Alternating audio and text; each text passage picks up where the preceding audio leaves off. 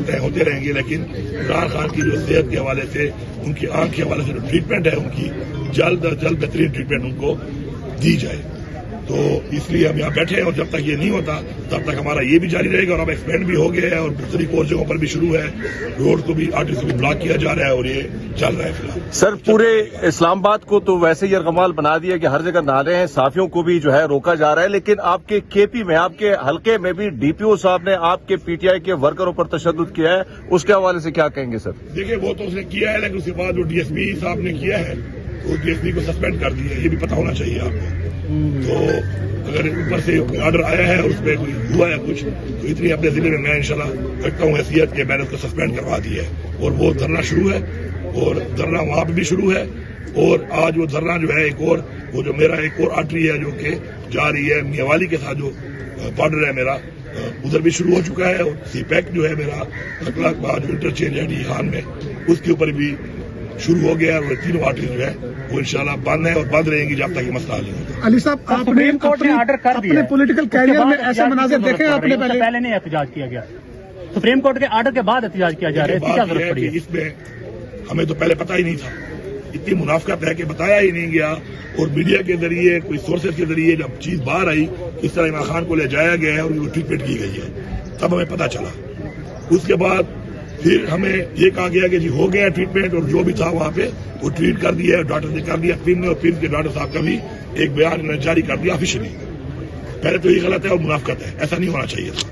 پھر اس کے بعد دوبارہ جو ہے ہماری پارٹی کے جن بھی لوگوں نے مختلف موقعوں پہ اناؤنس کیا، کسی نے کہا ہوگا ان کو، بریف کیا ہوگا کہ جی خان صاحب ٹھیک ہے۔ پھر جب بشرا بی بی کی فیملی کی ملاقات بشرا بی بی سے ہوئی، تب پتہ چلا کہ نہیں ٹھیک نہیں ہے، ان کی آنکھ کا مسئلہ ٹھیک نہیں ہوا۔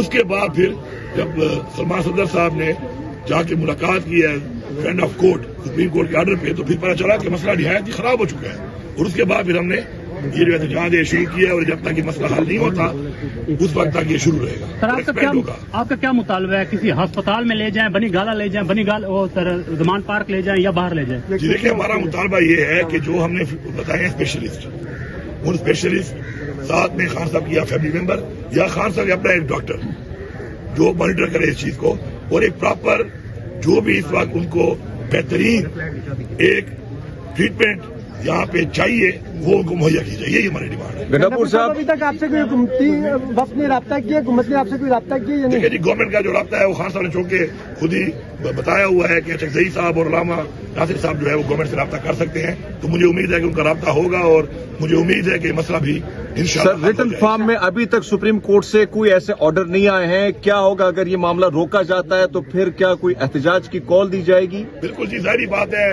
اس کے بعد اور کچھ رہ نہیں گیا نا، کیونکہ احتجاج کی کال تو آلریڈی ہے، احتجاج یہ شروع ہے، اور اگر پھر مزید سرگرمی کی گئی تو اس کو پھر ایکسپینڈ کیا جائے گا۔ ہر جگہ پہ بھی ایکسپینڈ ہو چکا ہے، آج میں نے بتایا صرف ڈی خان میں 3 مین آرٹریز ہیں، وہ 3 بند ہو چکی ہے۔ اس کا مطلب ہے کہ اس وقت بلوچستان ہمارا کٹ آف ہے کے پی سے، اور ڈی خان سے جو آپ کے 2 روٹس آتے ہیں، جو ملتان ہمارا انڈس ہائی وے ہے جو ملتان سے آتا ہے کراچی سے، ایک بلوچستان سے آتا ہے، اور ایک جو ہمارا سی پیک ہے، اور ایک ہمارا جو بکر سے آتا ہے، وہ جو چاروں بلاک ہو گئے ہیں، تو ایک تو پورا ایک سائڈ بلاک ہے، اور اسی طرح خوشحال گڑھ کے اوپر بھی جو ہے بلاک کیا ہوا ہے، اور ساتھ ساتھ سوابی کے اوپر بھی آپ کو پتہ ہے کہ بلاک ہے۔ پھر اس کو مزید ایکسپینڈ کریں گے، پورے پاکستان میں کریں گے، اور جب تک یہ مطالبہ پورا نہیں ہوتا تو یہ چلے گا، کیونکہ اس کے اوپر دوہری رائے ہی نہیں ہے، اس کے اوپر کوئی بات چیت ہی نہیں ہے۔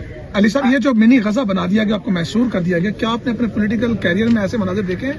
میں نے تو بہت زیادہ دیکھے ہیں، اچھا، میرے خیال سے میں نے دیکھے ہیں، کسی نے بھی نہ دیکھے پاکستان میں، کیونکہ جو فصاحیت ہمارے ساتھ کی گئی ہے، اور ہم تو دھرنے جو ہے وہ مجھے یاد ہے کہ جب پہلی دفعہ میں الیکٹ ہو کے پروونشل منسٹر تھا، تو میرے خیال میں 2 مہینے کے بعد ہم نے دھرنا شروع کر دیا تھا یہاں پہ، آپ کو یاد ہوگا، اور اس کے بعد سے جو ہے ہماری پارٹی جو ہے وہ لگاتار ہم اسی پروسیس میں آ رہے ہیں، اور ہم یہ برداشت کر رہے ہیں، لیکن ابھی جو یہ 9 مئی کے بعد سے جو ہمارے ساتھ یہ ہوا ہے، رجیم چینج جو کیا گیا ہے، خان صاحب کو جو ہٹایا گیا ہے ایک سازش کے تحت پرائم منسٹر کی سیٹ سے، اس کے بعد تو ہمارے ساتھ جو ہوا ہے، میں سمجھتا ہوں کہ دنیا میں کسی سیاسی پارٹی کے ساتھ اتنا ظلم نہیں ہوا، کسی بھی سیاسی سسٹم کے اندر اتنا ظلم نہیں ہوا۔ ہمارے لوگوں کو اغوا کیا گیا، ہمارے لوگوں سے پارٹی چھڑوائی گئی، تشدد کیا گیا، گھر توڑے گئے، فیملی کو ہراساں کیا گیا، کاروبار بند کیے گئے، گولیاں ماری گئیں، شہید کیا گیا، ٹارچر کیا گیا، ہر وہ چیز جو کہ بدترین समझी जाती है जमहूरियत में, और दुनिया में कभी नहीं हुई, हमारे साथ हुई है। तो हमने बर्दाश्त किया। मेरा यही पैगाम है इनको कि ये एक साइकिल है, लाइफ इज अ साइकिल, और ये साइकिल का पहिया घूमता है, जिम्मेदार किसको घूमता है और घूमता रहेगा। मेहरबानी करें, इतनी हद तक ना जाओ। हमने तो फिर भी बर्दाश्त कर लिया, फिर आप बर्दाश्त नहीं कर लोगे। आप जातियात की तरफ मत जाओ, आप दुश्मनी मत करो, ना जाओ। हमने तो फिर भी बर्दाश्त कर लिया, फिर आप बर्दाश्त नहीं कर लोगे। आप जातियात की तरफ मत जाओ, आप दुश्मनी मत करो। ये सियासत है। अगर आपने फिर दुश्मनी करनी है तो फिर मेरा बच्चा मेरे दुश्मन से बदला लेने के लिए घूम रहा होगा, आपका बच्चा मेरे बच्चे से दुश्मनी करके उसके पीछे घूम रहा होगा बदला लेने के लिए। तो इससे निकलो, आगे बढ़ो, मसाइल का हल निकालो। हमारा मकसद पाकिस्तान की तरक्की होना चाहिए, नौजवानों का रोजगार होना चाहिए, पाकिस्तान की खुद मुख्तारी होना चाहिए, आइन की बालादस्ती होना चाहिए, कानून की बालादस्ती होना चाहिए, ह्यूमन राइट्स होना चाहिए। ये नहीं होना चाहिए कि मैं आपसे बदला लूं और आप मुझसे बदले लें और हम इस मिशन पे लगे हों कि मैं आपको कितना तकलीफ दे सकता हूं, कितना जोर आप पे आजमा सकता हूं, तशद्दुद कर सकता हूं, नुकसान दे सकता हूं, अल्लाह माफ करे जानी नुकसान दे सकता हूं, और फिर मेरा वाला साइड ये सोच रहा हो कि फिर मैं कैसे आपके साथी करूंगा। तो इससे निकलना चाहिए, और इससे निकलना के लिए इमरान खान साहब मौजूद है, खुद मौजूद है, इनकी कस्टडी में है, उनको बिठाए। मैं यकीन दिलाता हूं कि इमरान खान साहब पाकिस्तान के लिए कर रहे हैं, हमारी नस्लों के लिए कर रहे हैं। अगर उनसे प्रॉपर सही तरीके से बात की जाए तो वो पाकिस्तान के लिए रास्ता देंगे, बावजूद इसके कि ज्यादतियां हुई हैं, जो जुल्म हुए हैं। और अगर फिर नहीं है तो फिर भाई एक बात याद रखो, साइकिल घूमता है। फिरौन जितनी ताकत किसी के पास नहीं थी, कहां गया?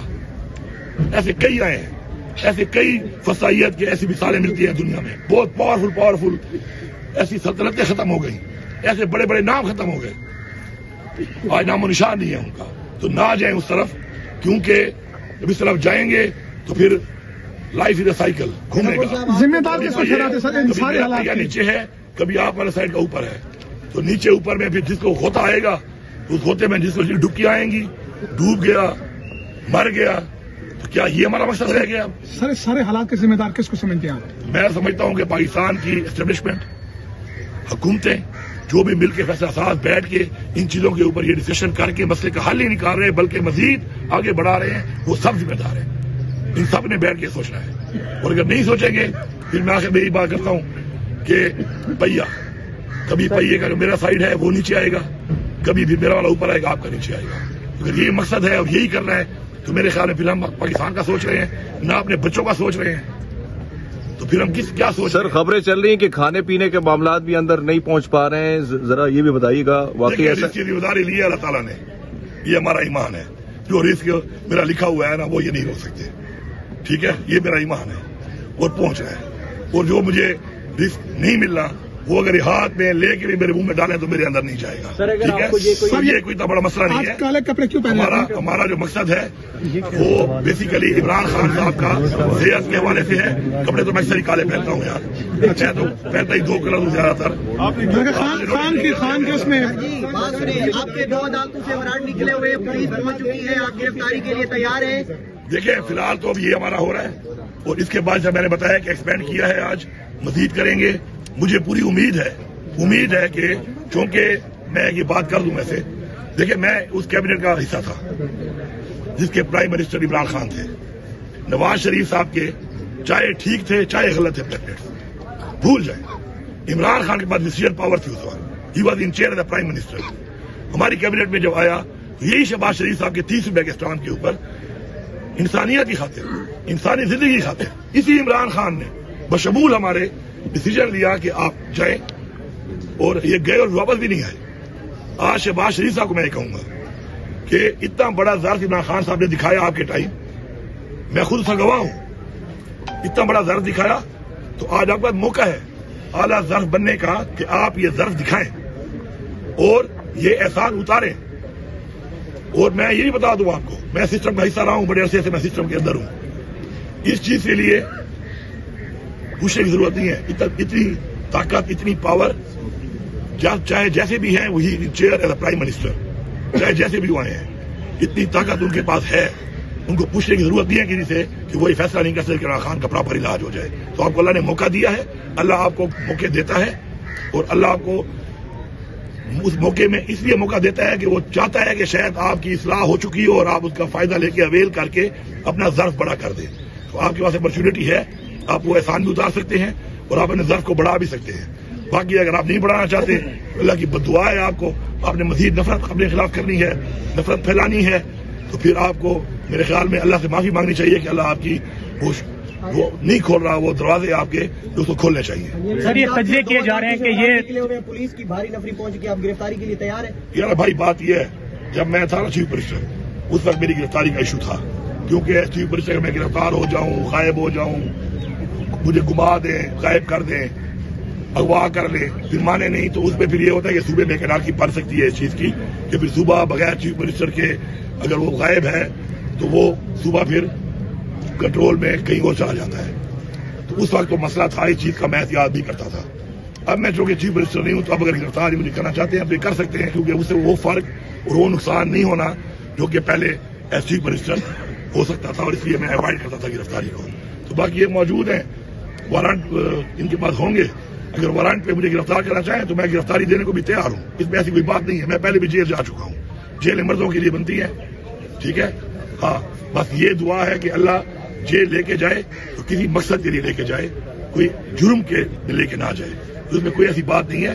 لیکن مجھے پورا یقین ہے اس وقت جو ایشو ہے وہ اتنا سیریس ہے عمران خان کی صحت کے حوالے سے، اور ہر ایک کنسرن ہونا چاہیے. ایک پاپولر لیڈر ہے، ایک وہ بندہ جس نے پاکستان کے اندر 3 اتنے بڑے اسپتال بنائے، مفت علاج دے رہا ہے. اس کے علاوہ جس صوبے میں اس کی حکومت ہے وہاں پہ 10 لاکھ کا ہر بندے کو ہیلتھ کارڈ دے رہا ہے. جب پاکستان کا پرائم منسٹر بنا پورے پاکستان کو ہیلتھ کارڈ دیا 10 لاکھ کا ہر شخص کو. آج اس کی صحت کے حوالے سے اگر یہ رویہ آپ رکھ رہے ہیں تو آپ دنیا میں اپنا مذاق اڑوا رہے ہیں. اپنی جو آپ کی ہیومینیٹیرین گراؤنڈز کے اوپر دنیا کے بارے میں سوچے گی تو ان چیزوں کو دیکھ کر آپ پاکستان کی بدنامی کر رہے ہیں، آپ اپنی ثقافت کی بدنامی کر رہے ہیں، آپ اپنی روایات کی بدنامی کر رہے ہیں، آپ اپنے مذہب کی بدنامی کر رہے ہیں. تو اس بدنامی سے نکلیں، اور یہ اتنی بڑی بات نہیں ہے. عمران خان صاحب کو اپنا وہ جو جائز حق ہے ٹریٹمنٹ جو بیسٹ سے بیسٹ ہے وہ دیں. That's it. سر یہ کہیں وہ پلیٹ والا دوبارہ چیپٹر تو نہیں کھول آپ رہا؟ چاہ رہے ہیں کہ بعد میں پھر آ جانا، کوئی سوال چھوڑ بھی دو نا. اس کے بعد نہ